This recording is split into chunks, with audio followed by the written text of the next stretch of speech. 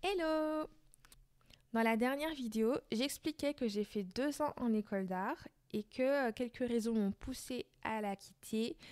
Pour rappel, on avait le syndrome de l'imposteur, mais également la perte de sens, la découverte de la discipline de la géographie et de l'urbanisme. Et tout cela m'a conduit à l'université. J'avais un plan très clair. L'urbanisme, ce sont des sciences humaines et sociales. Donc, la licence Infocom me permettrait de faire la transition entre le monde de l'art, de la culture, du graphisme et celui de l'urbanisme. Mais par contre, cette année-là, il y a eu le confinement. Donc, dans cette vidéo, vous aurez mon avis sur la réorientation, sur l'Université des Antilles, sur la licence Information Communication et sur les études à distance. Les premiers jours, je suis hyper déter, motivée. Il faut savoir qu'expliquer ma décision de réorientation a été très difficile à expliquer à ma famille et que je cherchais à être confortée dans ma décision, mais je n'ai jamais eu ce que je voulais. Donc si vous avez aussi des projets similaires de réorientation, que vous demandez l'avis à droite, à gauche pour vous conforter, sachez que ça ne sert à rien. Moi, je vous conseille fortement d'appliquer l'ikigai à votre vie, qui mélange le côté pragmatique à l'envie, et ensuite de foncer en ayant conscience de votre aversion au risque en fait.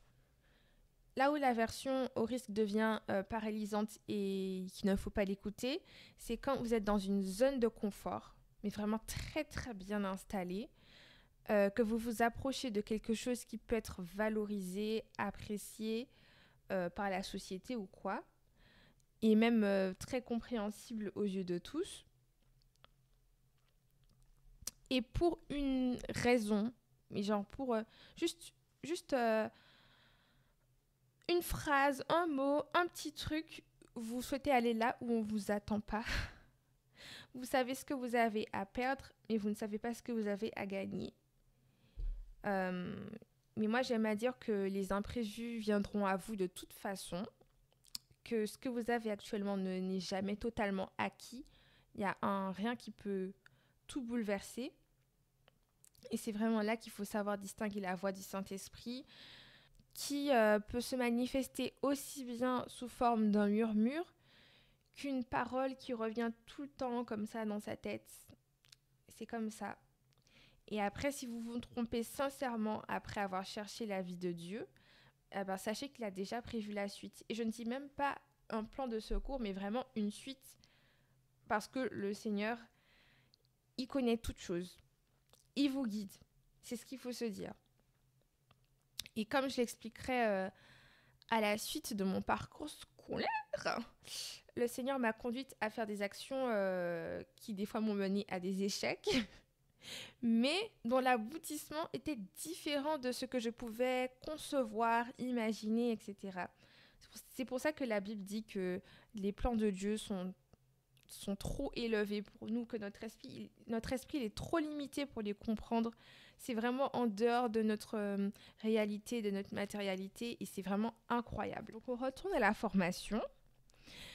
Sur le moment, mon ressenti de l'année était vraiment moyen, mais avec le recul, j'ai passé une année assez fabuleuse et je recommande vraiment la licence Infocom parce que l'apport théorique est vraiment trop cool, trop intéressant, aussi bien sur le plan professionnel que sur le plan personnel.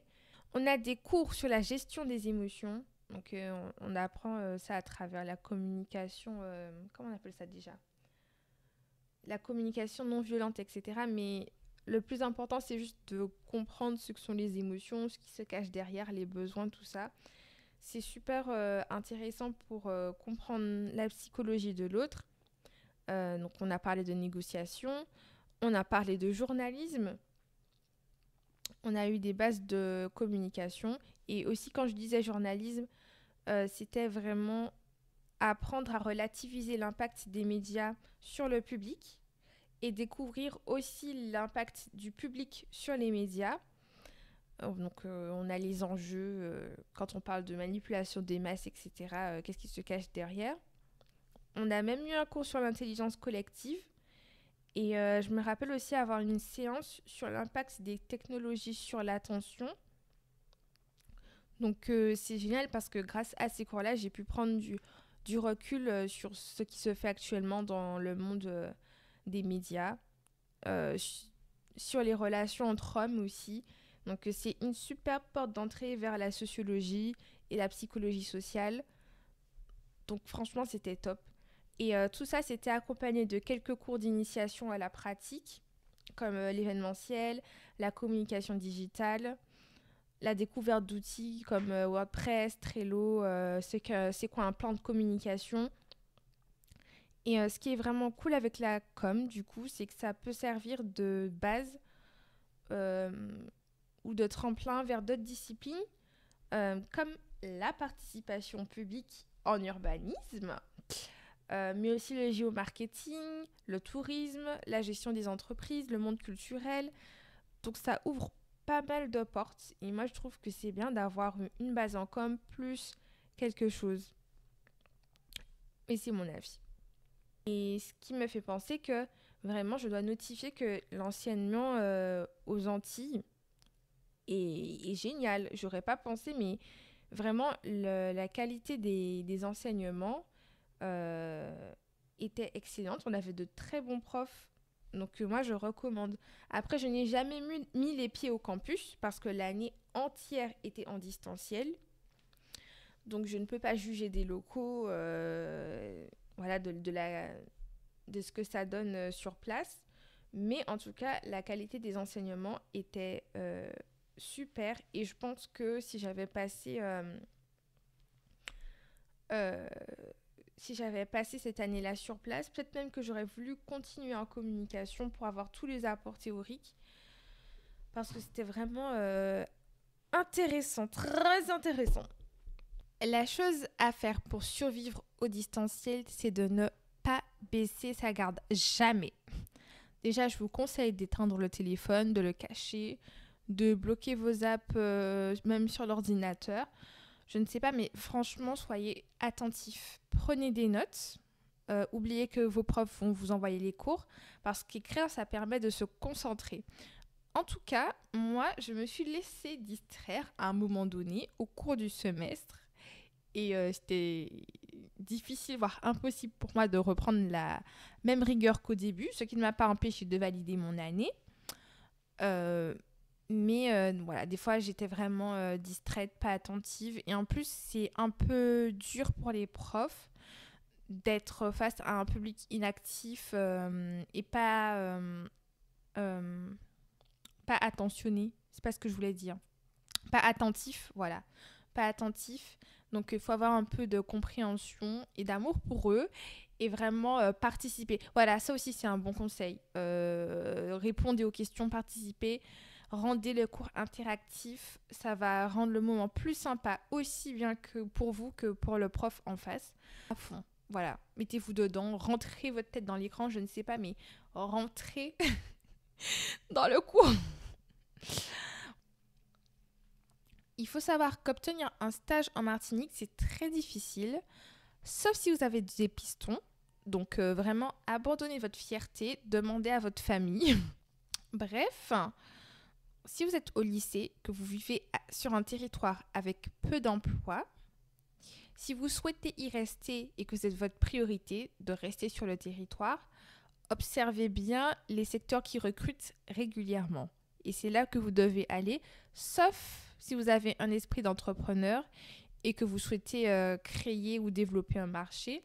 Mais en tout cas, observez bien ce qui se fait, un peu les prédictions. Aller sur des sites spécialisés ou demander à des professionnels de vous aiguiller pour étudier le marché. Mais vraiment, cibler les secteurs qui recrutent. Si vous êtes contraint d'étudier dans votre région, mais que vous avez un projet de départ, je vous conseille de ne pas vous spécialiser, de rester dans un domaine suffisamment large pour ne pas vous fermer trop de portes et pour trouver votre place plus facilement après. Si vous êtes dans une grande ville, vous avez le jackpot en gros, donc ne tenez pas compte de tout ce qui a été dit avant, restez quand même un minimum stratégique, Mais vraiment, vous avez plus de chance. Donc, franchement, battez-vous pour votre choix principal, pour votre désir. Cependant, vous pouvez oublier aussi tout ce que je viens de dire et faire comme moi. C'est-à-dire que, personnellement, j'ai considéré les études comme un moyen de combler mon désir d'apprendre et non pas comme un moyen d'accéder à un métier. J'ai vraiment pris les études pour ce qu'elles sont, c'est-à-dire des études sur un domaine donné qui m'intéresse. Et en échange de ça, j'étais prête à accepter la plupart des types de travail après, peu importe le domaine, et qui ne serait pas en contradiction tout simplement avec mon éthique personnelle. Puisque au fur et à mesure de mes études, j'ai fini par comprendre que je ne voulais pas forcément être riche, mais que je devais juste apprendre à gérer le peu d'argent que j'avais.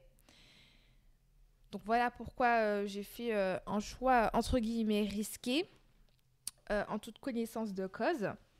Mais regardez, on s'en sort pour l'instant, ça va, Dieu nous fait grâce.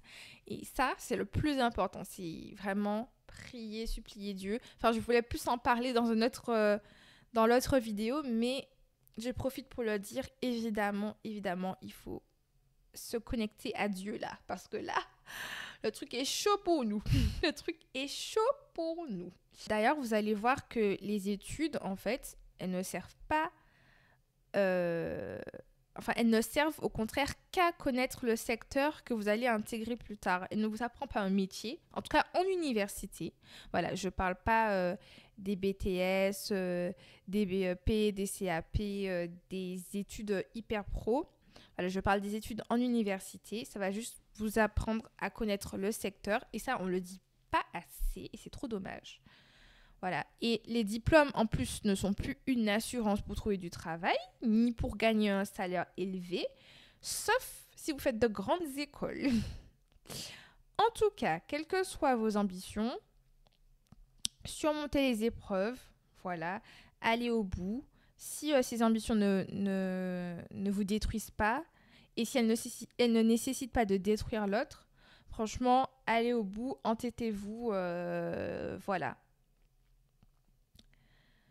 Et un dernier mot à propos de l'université, c'est que ça apporte quand même une certaine rigueur. Le fait de vérifier les sources des informations qu'on nous partage, par exemple. Cependant, dans le monde professionnel, ça peut être un peu contraignant, parce que par exemple, on vous demande de faire des PowerPoint très précis avec le contexte, des choses hyper détaillées, alors que des fois, dans le monde pro, on va vous dire... allez à l'essentiel directement, faites passer le message principal, soyez un peu plus percutant au niveau du message, parce que les gens, leur attention est moindre, donc il faut aller directement à l'essentiel. Et puis il y a eu mon stage, un petit stage d'1 mois ou de 2 mois, je ne sais plus, qui a été par contre douloureux, parce que j'ai nourri une telle exigence envers moi-même, un tel perfectionnisme qui m'a nui. Mais j'ai déjà fait une vidéo pour expliquer ce qu'est l'orgueil. Je pense que j'en referai une autre pour témoigner quelle forme ça a pu prendre dans ma vie, pour que vous ayez une idée concrète d'à quel point ça va loin l'orgueil. Dans tous les cas, je n'arrivais pas à accepter que mes productions n'étaient pas à leur plein potentiel. Et c'était frustrant pour moi-même. La pression que je me mettais à moi-même, personne ne me la mettait. Vraiment, c'était moi toute seule avec moi. D'autant plus que quand on me demandait d'apporter des modifications sur les designs, ça me frustrait. Vraiment, j'étais fâchée. Mais bon, c'est déjà l'heure de clôturer la vidéo. Soyez bénis. Et je vous capte la prochaine fois pour vous raconter mon année en urbain. Salut!